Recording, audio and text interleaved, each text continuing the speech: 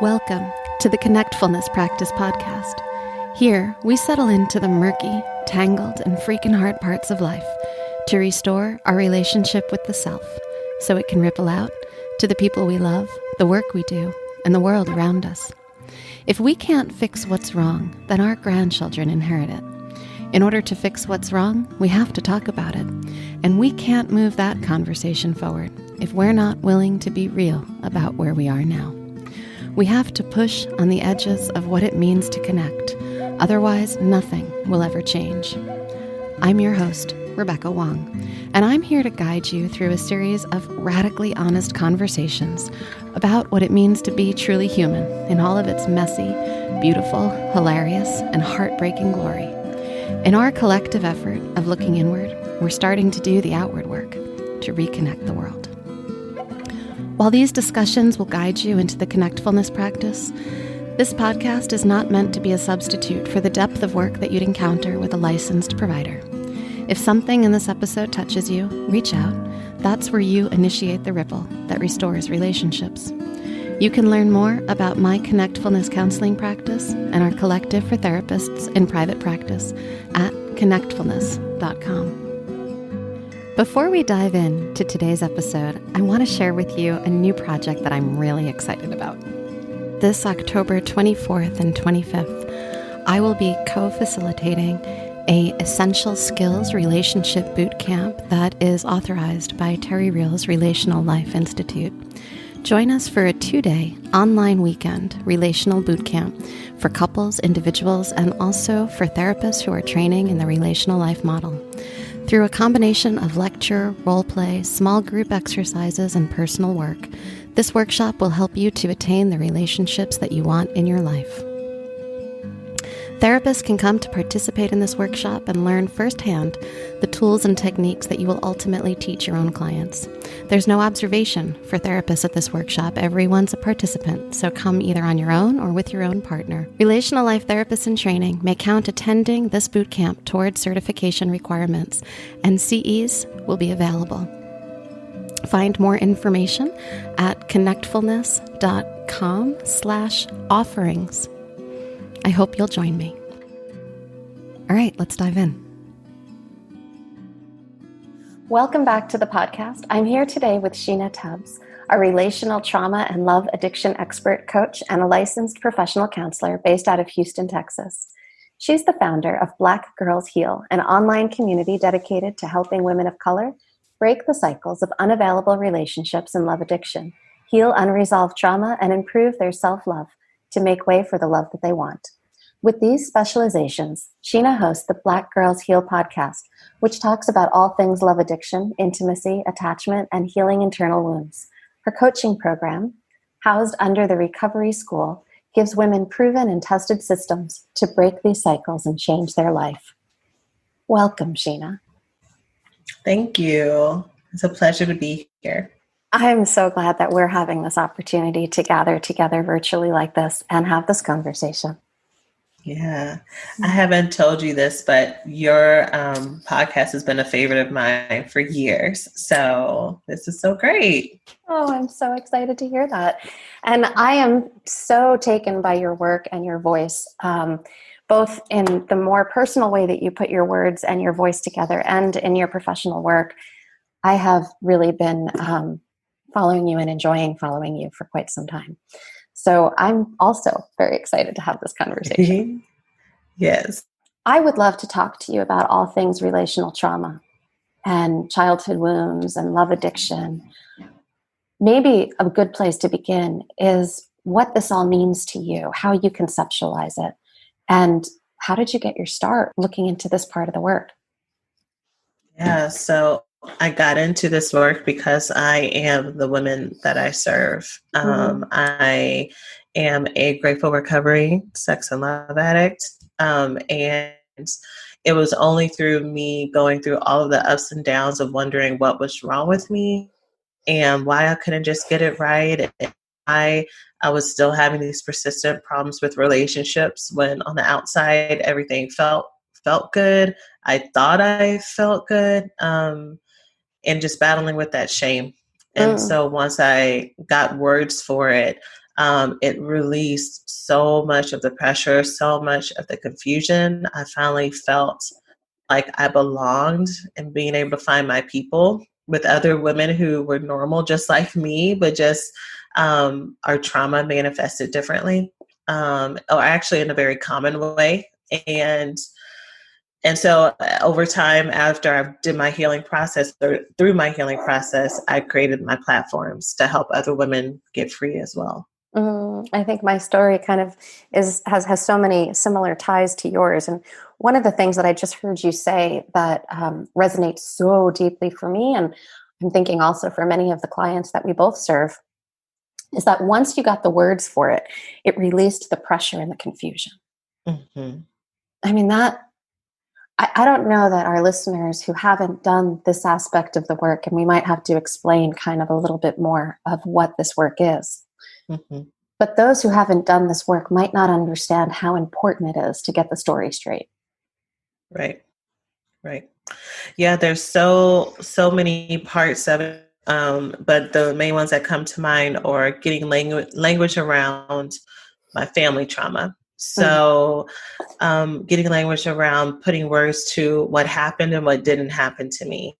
The impact of childhood emotional neglect and how that is just as heavy of a trauma as, physical abuse or sexual abuse, and the self-doubt and the self-loathing that it will create that will manifest in other ways. And then also normalizing the language around what happens when you are in persistent love relationships or love avoidant relationships, and where that comes from. That is not as simple as just stop it, or you should just love yourself, which was a refrain that I heard over and over and over again. When I'm like, I am loving myself. When really this was just a recreation of earlier trauma of being abandoned, rejected, and seeking out people who would do the same in hopes that it would turn out differently.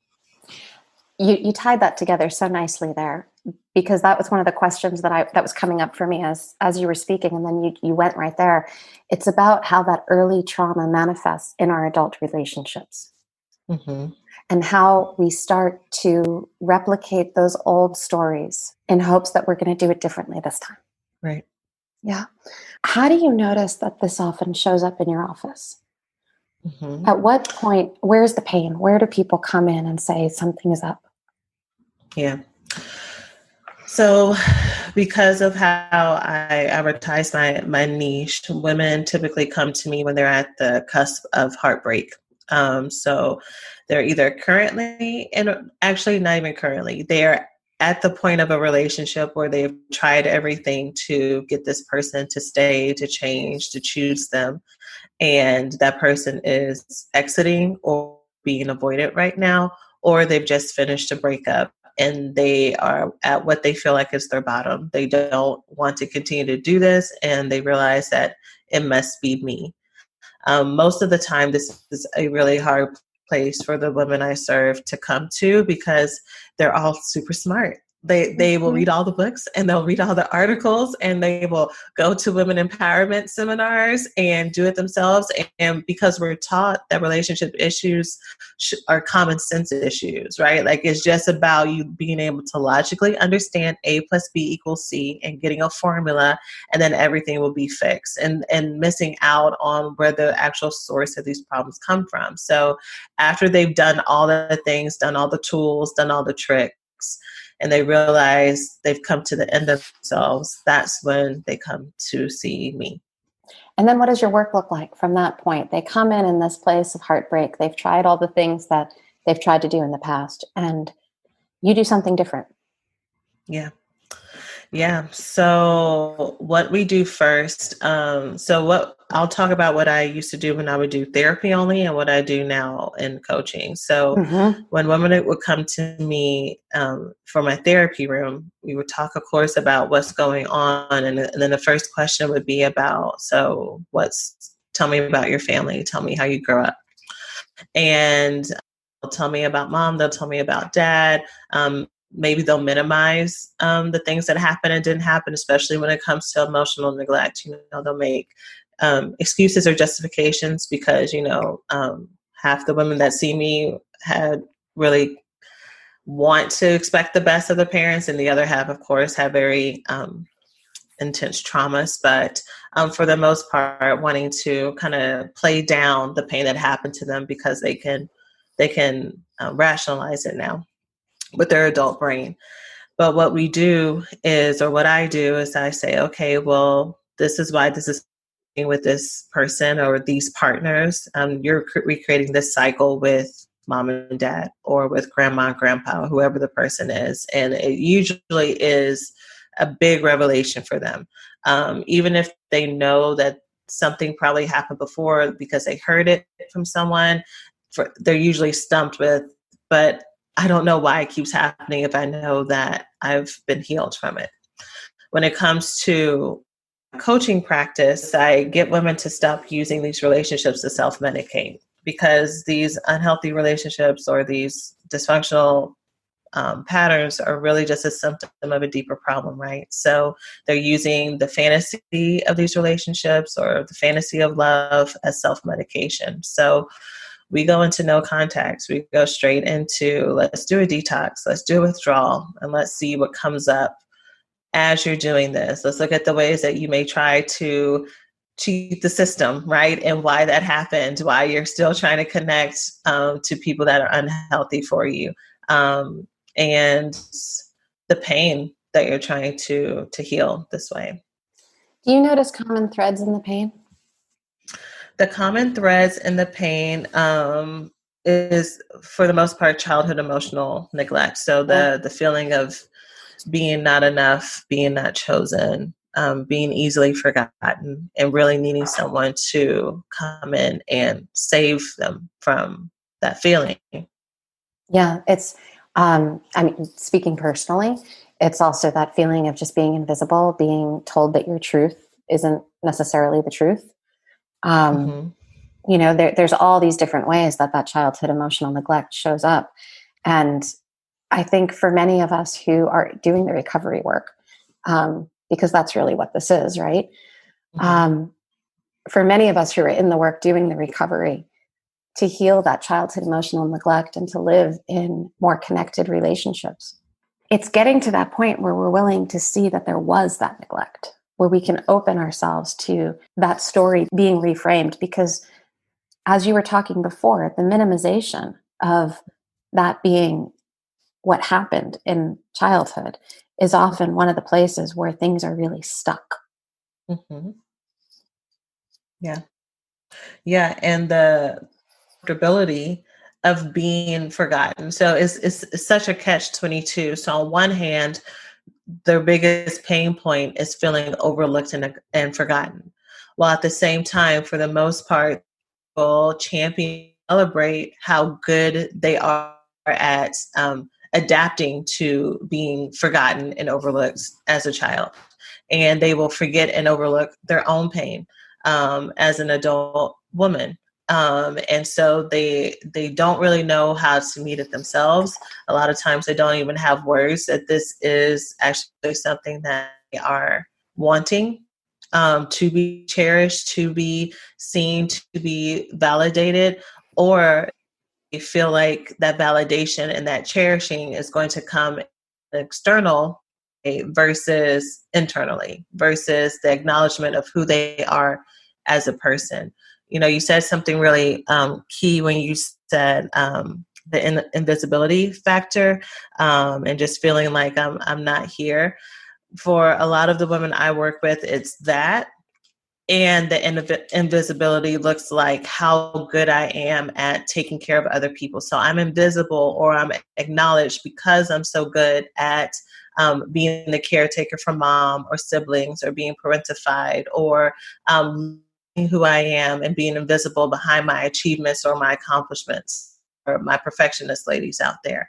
That's how I get acknowledged, by being so good at something, pretty enough, skinny enough, smart enough, funny enough, so be whatever it is, right? And so it's bringing all that home and bringing it to light and being okay with that, to not feel like, okay, I'm asking for too much now. I want people to see me too and love me too, but I'm not lovable. And that's when we start to hit on those deeper wounds. All right. So you just said something there in terms of deeper wounds that I want to kind of hone in on a little bit. Mm-hmm. This piece about being not lovable, Mm-hmm. and all of the ways that that implicit message is taken in and absorbed by, at the time, the child, and then carried by the adult who's struggling in relationships. Mm-hmm. Mm-hmm. Yeah. So talk more about where that comes from or what that looks like. Well, how Yeah. is it that the emotional neglect in childhood Mm-hmm. becomes that implicit message? Right. So, I really study the work of Pia Melody, and I know that you do as well. And she talked about 5 issues. Every human being needs to know and have internalized to be functional, to be whole, to feel secure. And one of those core issues is that you are perfect and you have value just for existing. That's the first issue. And if you're not taught that as a young child, if you're taught that you only have value when you're making mama happy, that you only have value when you're being quiet, when you're giving me money, when you're taking care of the other kids so I can go and do what I want to do, then you're learning that value comes outside of you and it comes from performance. And then if you are, of course, taught the opposite of that, that you are disappointment, that you will never be able to measure up, that your good enough is never good enough, then you are going to have a lower sense of self. And so the neglect comes in at where your parent is not valuing you and cherishing you just for being you. That if you make a mistake or if you fall short, that's okay because that's part of being human. You are still my precious daughter or precious son, depending on whoever's listening to this podcast episode. So that's where the gaps start. So beautifully said. It makes me remember back to an earlier episode where Jan Bergstrom came on, another student of Pia's, and I believe someone who's a teacher to both me and has been to you as well. And Jan shared a quote by, I think it was Kara Weed, who said that one of the jobs of parents is to reach in and help kind of turn on the spirit of the child. Mm-hmm. Mm-hmm. Yeah. It's a light that doesn't come on. And so, we're adaptable as children, right? So we intuitively, we know that there's something that needs to spark that light. And so if it's not our parent that does that, we're going to look for something that's going to affirm us in that way. So for me growing up, it was school. I was very smart. Academics and things came easily to me. I was a mathlete in school. I was like top of my class. I felt very affirmed and safe there because I wasn't getting that light stoked at home.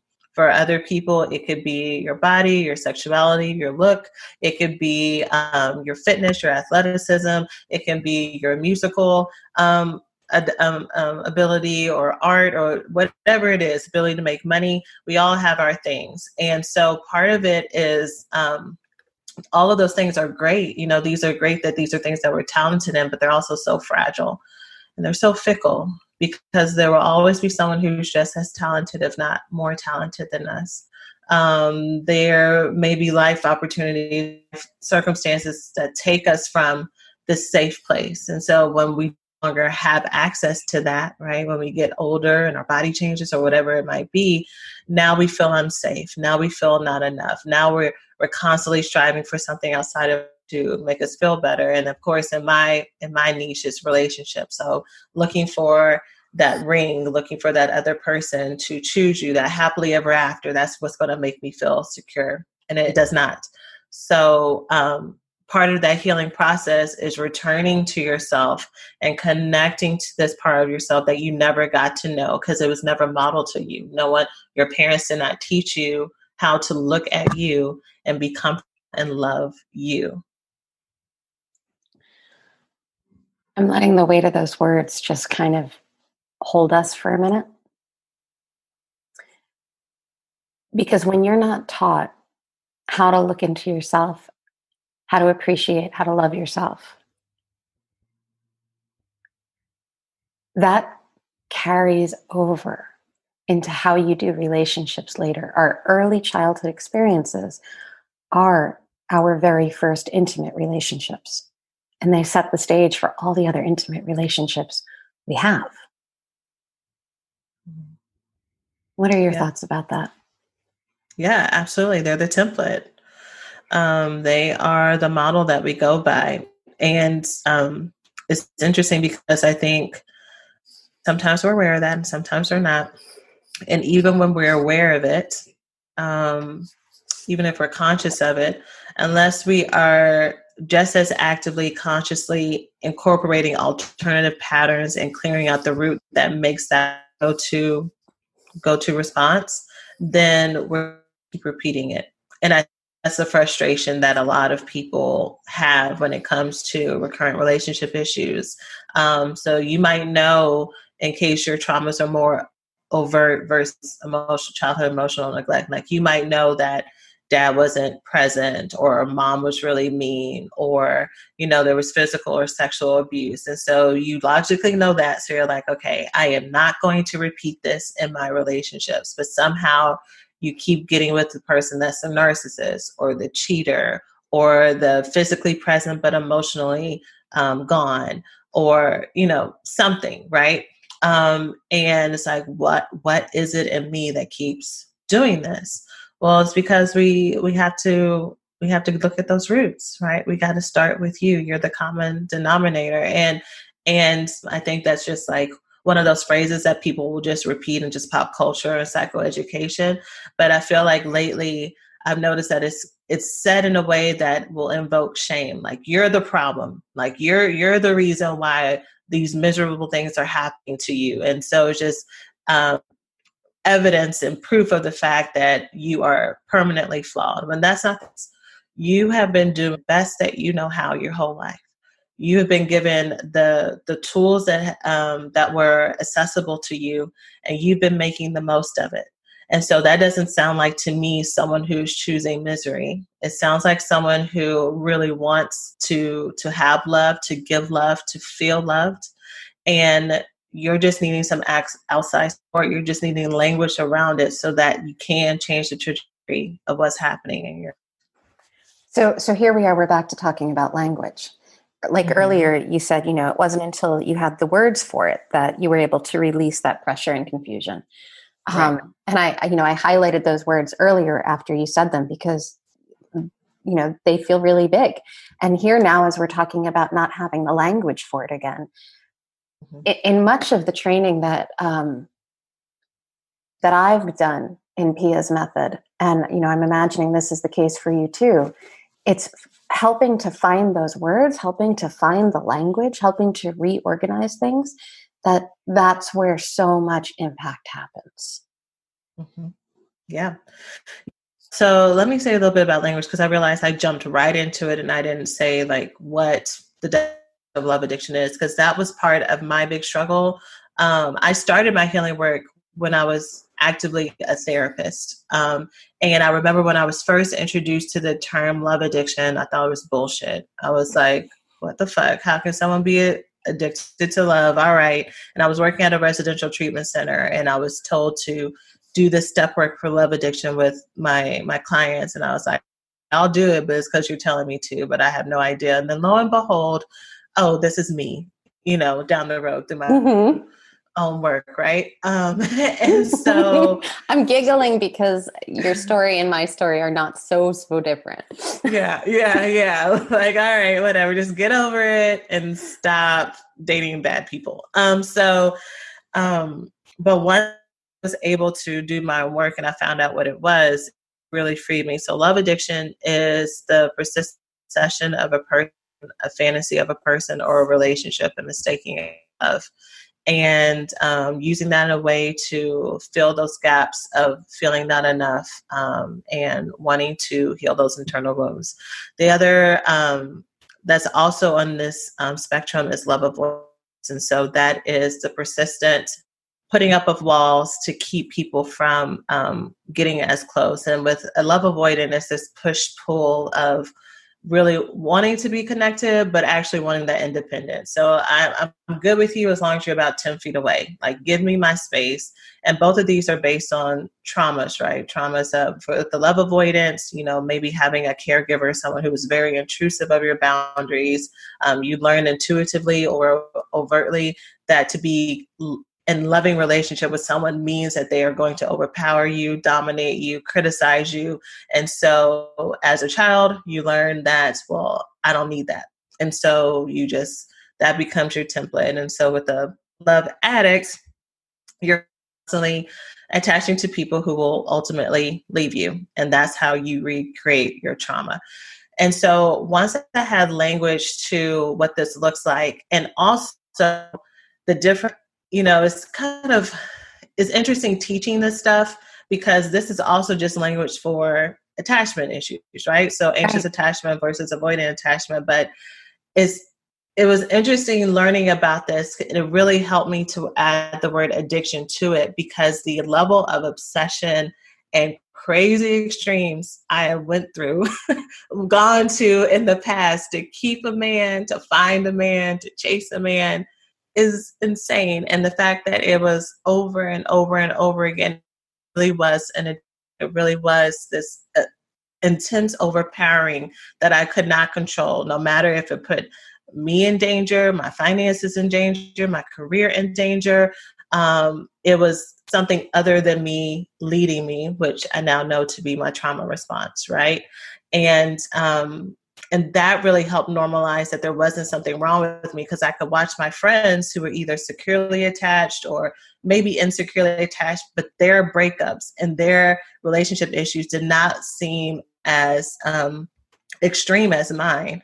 Right. And so that reinforced, okay, I'm just fucked up, right?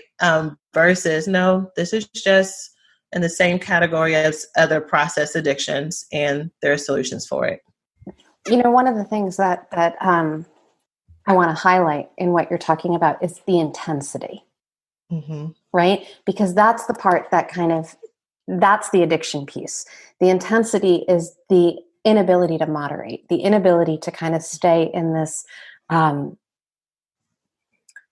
more manageable place in our relationships. Yeah. That's exactly right. And getting to a place where you have a conscious thought, as conscious as you can be, like, if I do this is going to be the consequence, and doing it anyway. Feeling so lost. And if anyone has struggled with the process addiction, just like almost screaming out into the void, like, I don't want this, like, help me, like, somebody, something, help me, because you feel like you cannot help yourself. That's extreme. And then the pain that's with of it, that talks I was talking about, that my coaching clients through, that unveiling of the wounds that are underneath is so painful, which is why people don't do it, which is why when it comes to love addiction, you'll have someone who goes from relationship to relationship, or they'll interchange it out with another addiction. And that's one of the things that I work with my women on. I talk about that trifecta, right? I talk about how the way that we miss the fact that we struggle with this is we will say, okay, you know what? I'm done with men. I'm done with women. I'm done with people, depending on who you are attracted to. And I'm just going to focus on me. I'm just going to love me. And you'll stop at, you'll go into what we call love anorexia for that. You'll deprive yourself of that, but then you'll start overworking. And you'll put in all these hours at work, or you'll start emotionally eating, or you'll start obsessively working out, and you're just redistributing the energy, the intensity, till that becomes a problem, and then you'll circle back around to these relationships, and this is the cycle you're in over and over and over again. Thank you for that description. That really makes a lot of sense. Yeah. For women, the women I work with, there's 4 that I see the most often. It's the relationships and, love, sex, whatever it might be, shopping, food, and work are the ones that will navigate the most through. Of course, there's others. And then sometimes in problematic drinking, I'm not going to say alcoholism, but definitely coping through wine nights and all of that stuff that become more common doing it by yourself. And the common thread in all of these, whether we're talking about love or sex or relationships, whether we're talking about shopping or drinking or some other substance or food or overworking, the common denominator in all of it is the intensity. Mm-hmm. Mm-hmm. And losing control. And because none of these things are bad, have as much as you want, date as many people you want, buy the shoes, live your life. But it's when you see that there are consequences and there's an inability to stop. And also that it is triggered by the emotional pain that is underneath, that goes from let me go and treat myself to a new dress, to I need this, or my life is lacking and I will not be enough without this. And again, that obsession, that intensity around the object. And then when you get it, you're still feeling empty on the other. It's never enough, right? And so it's that not enoughness, right? That not enoughness Right. That's driving underneath this, so that when we and the recovery work is in noticing that that's the drive underneath. Mm-hmm. And Mm-hmm. then in learning, and this is, for me, this has really been a learning edge. But in learning that we have our own backs, that we're the ones that we've been waiting for, that we can't find that from somewhere external. We can't find it in the shoes or in the clothes or in the exercise or the people that we love. We have to find that having our own back within ourselves. Mm-hmm. That is a phrase I repeat repeatedly with my students, with my audience members, is we are the ones we're waiting for. The way I say it is, we are our own superhero. We are the ones who are going to swoop in and save us. And I just, until you're at a place where you're open for that, because right now I'm doing like this self-love series with my people. And I just remember what it was like for me when I learned about self-love. Mm-hmm. And I would just like roll my eyes. I'm like, oh God, okay, I got it. Love myself. Let's talk about the juicy stuff. Let's talk about the relationship stuff. And it's because we don't see ourselves as interesting and valuable and as rich as we value other people and other relationships, right? So it's like, let's get through this. Like, I really don't care about talking about me because I'm not that cool, but we are. And that's part of that reconciliation that needs to happen too. Yeah. I just had a huge wash of emotion, and I'm not exactly sure what it is as you were talking about that. So I'm just going to sit with that for a minute and figure out where it took me. Mm-hmm. I find for my clients that this is the work. Like, what all of the work comes down to is learning how to show up for ourselves. Mm-hmm. Learning that we're precious. Learning to cherish ourselves. Yeah. And that doesn't have to be synonymous with pushing people away. Mm-hmm. Because I think boundary work for a lot of folks is scary, because boundaries means no, and it means walls, and it means I can't be compassionate. It means that I can't be open. I have to be mean, right? And that's not what that means. When I show up for myself and when I learn how to love myself, it actually makes it more expansive. I have a business coach who put it in a way that I love, and I say it all the time, which is boundaries are not about saying no. It's about having qualifications to your yes. As it comes to you expressing your boundaries, it's saying, I really want to say to you, I really want to be in a relationship with you, but this is what I need. And they have an opportunity to meet there or not. You are offering an invitation with your boundary. And it's not your fault if they choose not to meet you, or if they don't want to, or if they can't. I can still honor you and love you for who you are, and see very clearly that this is not where the state that you can show up for me right now. And so I can offer grace there, and I can also love and take care of me. I love how you put that. That the boundary is not just about, it's that respectful place of saying, I want to be in relationship with you, and this is what I need. Mm-hmm. Yeah. Yeah.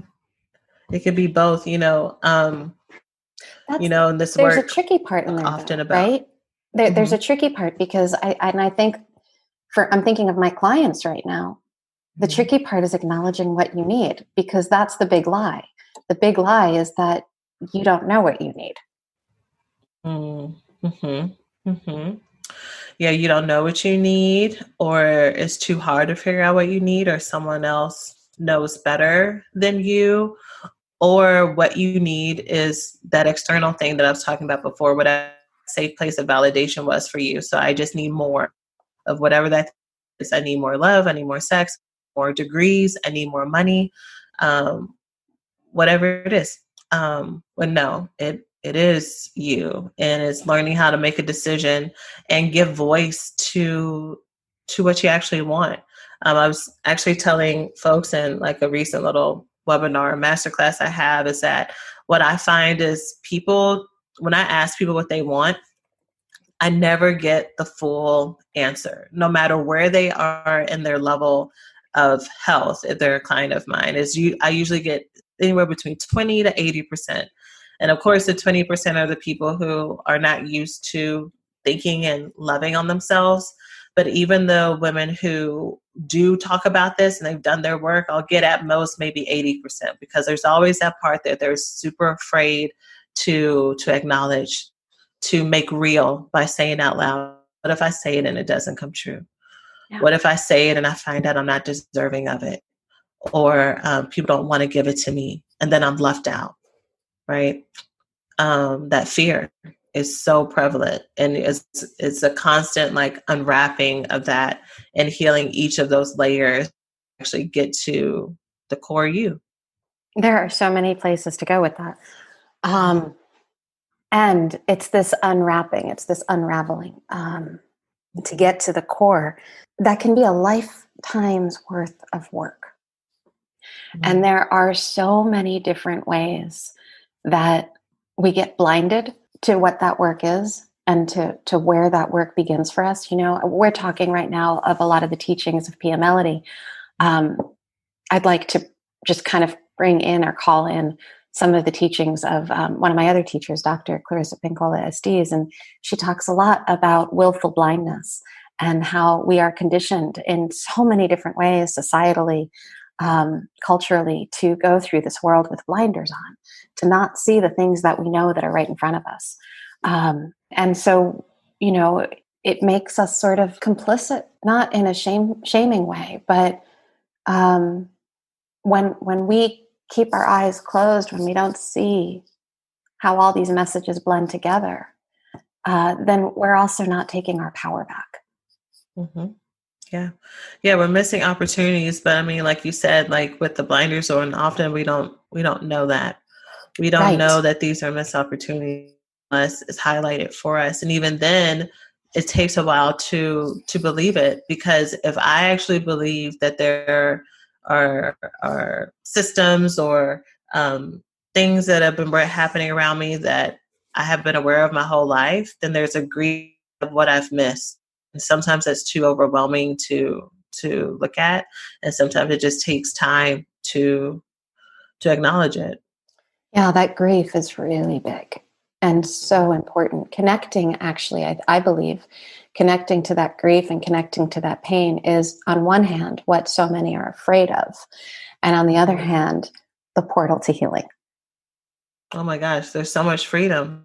There's freedom. Like once you get over that initial wash of overwhelm, like, oh my God, that's just like, oh, now I get to feel angry and I feel frustrated. I get to feel sad, but I also finally get to feel happy, and I also get to feel full, and I actually finally get to connect to people because I don't have that invisible film that I've had to have over all of me my whole life to keep me safe. That's gone now. Yeah, one of my favorite emotions that I didn't connect to until I started doing recovery work in this way is joy pain.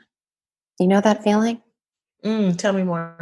So it's that place where, like, I'm really connected to the pain of what this is, and I'm also holding on to the joy of what this is opening. Yeah, I think that totally comes when you know that it's temporary and it's not always going to be this way, and you've had a taste of freedom, and that happiness and peace can also be your normal. So now when I feel emotions, I don't have all this attachment or double meaning to it that this is going to be my forever or I'm going to drown in it, right? It's like, no, I can be here and it's safe to be here. Yeah. It's safe to settle into this place where I can just be in all of me. I can hold all my imperfections. I can have my own back. I can protect myself. I can know my own worth, my own preciousness, that I matter. Yeah, absolutely. Yeah, where I can express my own needs and do it moderately, right? Those are all the 5 core issues. So to be able to develop those skills is huge, and it is opening and inviting of so much more. The blinders that we were talking about before, I think in many ways, we're conditioned from birth to maybe even preceding our birth. Because we have to recognize in many ways that the carried emotions, the burdens that we all hold, many of which are historical, that we're looking to unravel and break free from, that many of those are generational. They are passed down through the generations. And so I wonder if this is maybe a good time to also talk about the impact of generational and racial trauma and how it all gets entwined in this work. Yeah.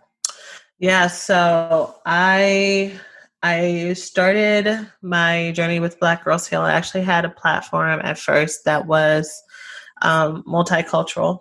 I had a podcast called Love Janky and all that. And it took me some time to get to a place where I felt comfortable focusing on African American women themselves. And this is important for my answer to you because that was totally because of racial trauma. It was totally a result of being in an environment growing up where I did not have access to a lot of people in my inner circle who looked like me.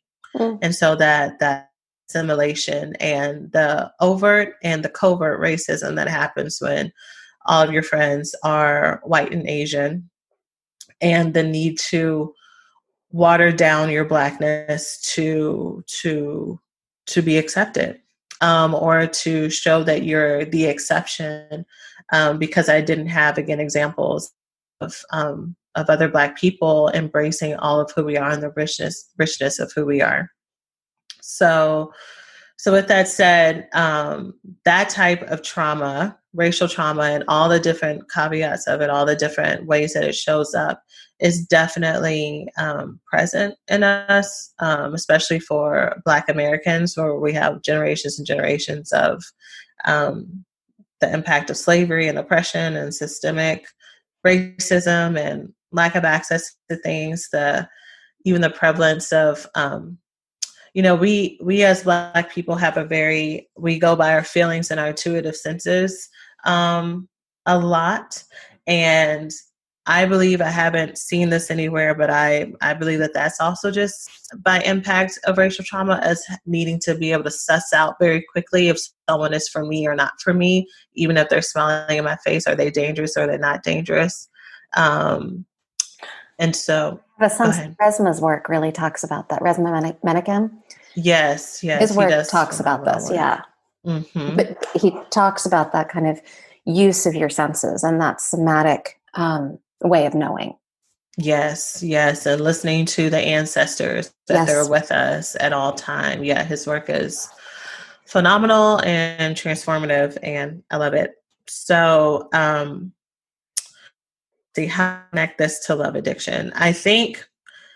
Can I pop in for 1 minute? My sense here is it connects right back to love addiction, because one of the things that the racial trauma through generations does is it dehumanizes people, it devalues people. And so we're now going right back to this am I worthy place. Yeah.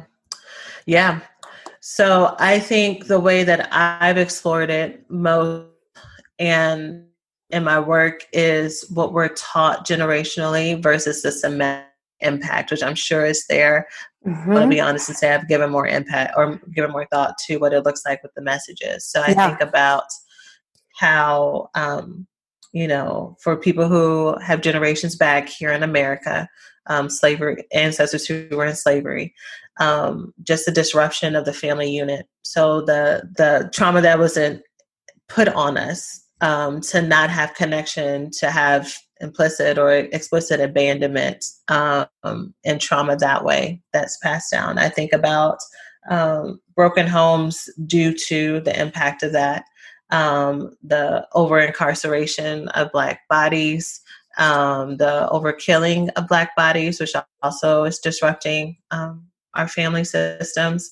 And so we have a lot of patterns of people who don't have the opportunity to see the positive role models, to see people able to not only survive, but thrive in these areas, for them to be exceptions sometimes versus the rule. And I know it's different depending on where people grow, but still, this is just part of history.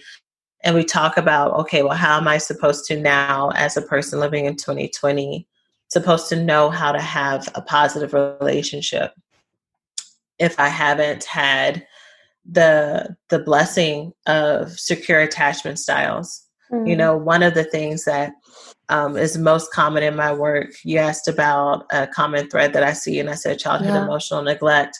Another really common thread is the discord between mothers and daughters. And a lot of people will they'll say daddy issues. They'll say, well, she's struggling with this because she has daddy issues. No matter her sexual orientation, it's always daddy issues. But really, it's about our mother issues, because that is our first relationship. That's what I consistently see. And when I think about the stress that Black women have had to have, for the most part, to keep the family intact, to put food on the table, to make everybody happy, to caretake, has there ever been enough time for us to not have to pick up the strong Black stereotype? And if I'm too busy being strong, and I'm teaching my children to be strong, and I'm helping my community stay strong, when do I have the opportunity to be emotionally available, to be emotionally vulnerable, to connect, and to teach my children how to do that as well? No, I'm teaching you how to survive. I'm teaching you how to not worry what happens when that racist things happens to you in school when you're 4 or 5 years old. I'm teaching you how to navigate keeping safe when someone denies us service or doesn't give us a house loan, or all the things that you see very early as a child that you should not have access to. And she's teaching you how to be resilient in that. But to be that woman, she's had to learn how to compartmentalize her own emotions as well. And that's the stuff that gets passed down. So I learned that it's harder for me to access my emotions, that emotions are kind of good to know for my intuitive sense. But as far as leaning into it, is it really safe? How is that going to impact me in the relationships that I'm in? If I don't have any muscle memory or templates to show me what it looks like to be vulnerable, and to tell people what I need, and to not have to be strong or on the defense or independent, where that no matter what happens to me, I'm still going to keep going, and just how that radiates throughout our communities. And so with the women that I serve, I'm only working with women at this point. I'm constantly trying to teach them how to access that inner part of themselves, that it's okay to be vulnerable, that you can still be strong and smart and open and still connected to that part of yourself. And also that not every relationship is a threat. And I think that's a byproduct not only of love addiction. I think any woman of any race, that is something that they have to learn, because that's what happens when you've had trauma that has hurt you before. Yeah. But I think it's emphasized by being Black in America, or being Black really across the world, and just the anti-Blackness that radiates in everywhere, no matter where you are. Yeah. I can't, I'm in full agreement with everything that you've said. Just, yes, I like, amen. And, as much as we can hope that the world improves and changes and gets better, the truth is that this is history and this is embedded in genetics, and it's what's passed down generation by generation. And so it's just a reality. Mm-hmm. Yeah. Yeah. Yeah. So to go back to restless work, a good way to connect to that is when I'm intuitively feeling like this relationship is a danger, because, once we get past the love addiction and all the negative issues, no matter where you are, now it's time for you to start to learn how to connect to people. And that's when people's fear comes up. That's when it's like, I don't know how to do this. The what ifs, what if they change their mind? What if they're not good? What if I get hurt? It's about learning, okay, is this actually my voice, or is this the voice of someone else? Mm-hmm. And sometimes someone else can be people from your past who've been hurt by what you've seen, and sometimes it can be the voice of ancestors who have gone through a lot of pain and they're just trying to protect you or share their stories. And it's about getting connected to all of that, to yourself and the generations prior. Yeah. To see what is actually true. And then being able to choose from there, to choose which wisdom or where you take wisdom from. There are so many times when I'm working with couples who are struggling in different ways, and there's often a form of love addiction or love avoidance showing up, where I suddenly hear something that they say, like, I have to carry the burden of this and it wasn't mine. Mm-hmm. And that statement, although I know they're placing it in the here and now in their relationship, I just have an intuitive sense that it's older. Mm-hmm. And so I'll ask them to close their eyes, and I'll say something like, let me just repeat these words back to you. How old are you? And they're like 3 years old, 5 years old, 7 years old. They're young. Mm-hmm. A lot of what we carry isn't ours. Mm-hmm. Yeah. Yeah. Absolutely. Absolutely. And it doesn't make, let me see how to say this. It doesn't make the pain any less real. And I say that because one of the things that I teach people how to do is to stop blocking the emotion, that you really have to lean into it to be able to sense, is this mine or is this someone else's? Is this old or is this about my adult relationship? So you have to understand and lean into the pain for you to do with it. Yes.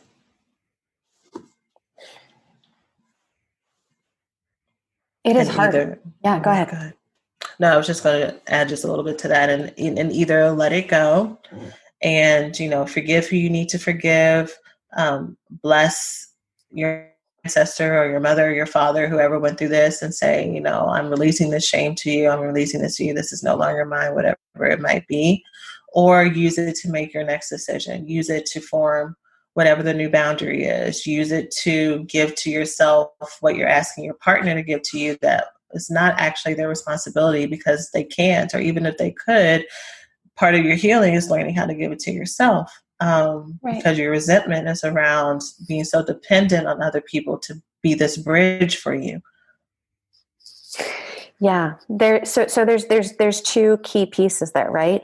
One of them is that rightful assignment of responsibility, that giving back what's not yours and taking on what is. Mm-hmm. Yep. And in the giving back, it's the unblending, it's the because I think this is actually really tricky for people to understand how to do this part of the work.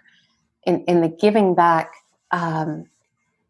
it's getting in touch with, you put this on me, it's not mine, and it's actually a gift for me to give it back to you, even if it's just energetic. It's a gift for me to give it back to you, because now you get to deal with it, and you get to do that healing work, and I can focus on doing my healing work. Mm-hmm. Mm-hmm. Yep. Absolutely. Yeah.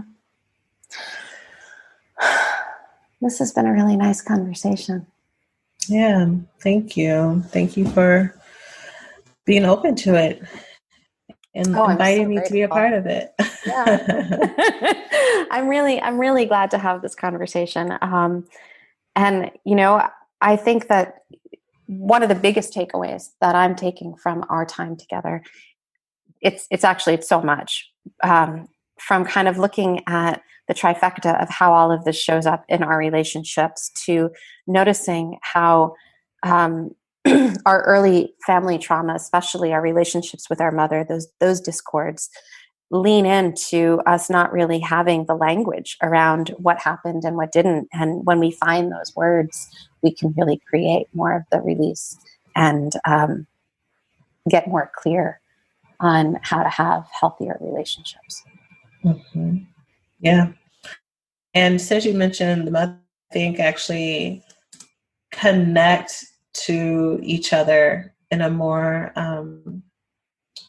in a more restorative way, in a more healthier way. I see one or two things that happen with my ladies, my adult women. So either at this point in their life, them and their mothers are closer. They've gone through the stress and discord they did when they were young women, and now, for whatever reason, mother is more able to connect to her as an adult versus how she could as a child, and now the relationship. And so, getting in touch with this, you're actually able to move past that pain and forgive the things that happened so that you can actually connect even more to your mother. And then for the women who, if your mother's still living, there's still that discord and distance there.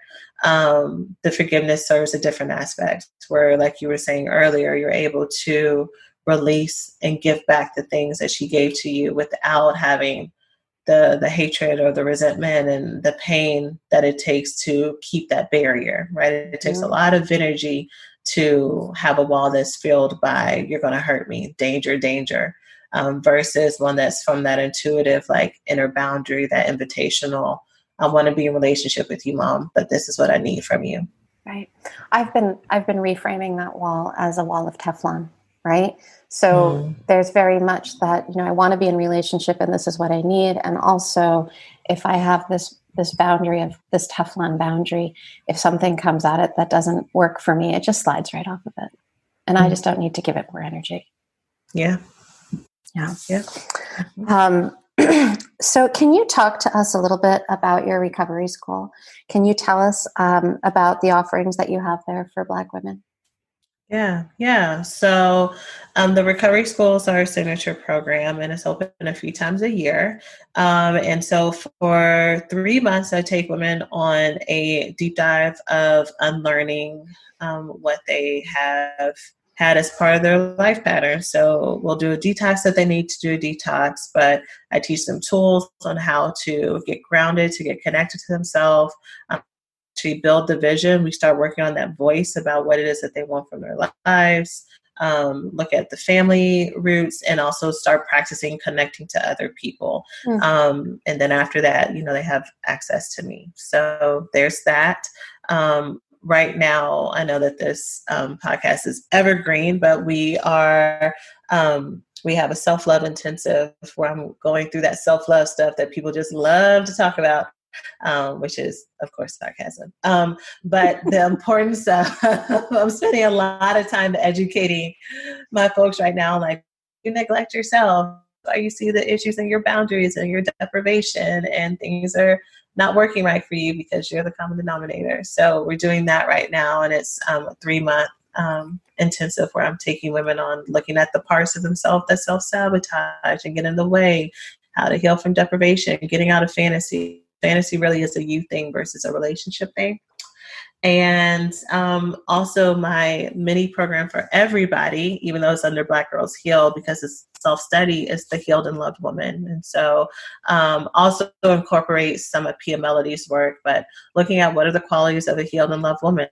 She's able to access her voice and use it. She's able to connect to other people and learn to love them, and also be open to receiving love herself and things like that. So those are 3 of our main programs for anyone to participate in. Wonderful. And we will include links in our show notes. So those who are interested can just check out the show notes and click a link and find their way right to your work. Yes, ma'am. Shena, thank you so much for joining us. I have really enjoyed this conversation, this time spent with you, and I hope our listeners enjoy it as well. Thank you. Thank you so much for having me.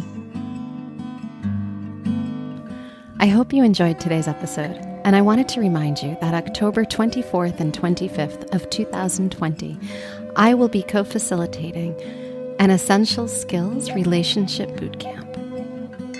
Join us for a 2-day online weekend relational bootcamp for couples, individuals, and also for therapists who are training in the relational life model. Through a combination of lecture, role play, small group exercises, and personal work, this workshop will help you to attain the relationships that you want in your life. Therapists can come to participate in this workshop and learn firsthand the tools and techniques that you will ultimately teach your own clients. There's no observation for therapists at this workshop. Everyone's a participant, so come either on your own or with your own partner. Relational life therapists in training may count attending this bootcamp towards certification requirements, and CEs will be available. Find more information at connectfulness.com/offerings. I hope you'll join me. A reminder, this podcast is not meant to be a substitute for the depth of work that you'd encounter with a licensed provider. Learn more about my counseling practice, intensives, and our collective for therapists in private practice at connectfulness.com. Listeners often ask how they can support the ongoing production of the Connectfulness Practice podcast.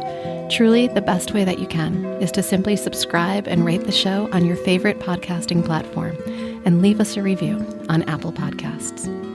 I want to express deep gratitude for Sarah and Chris Ferris, the musicians behind the beautiful soundtrack for the Connectfulness Practice podcast, which was recorded and mixed at Kidney Stone Studio.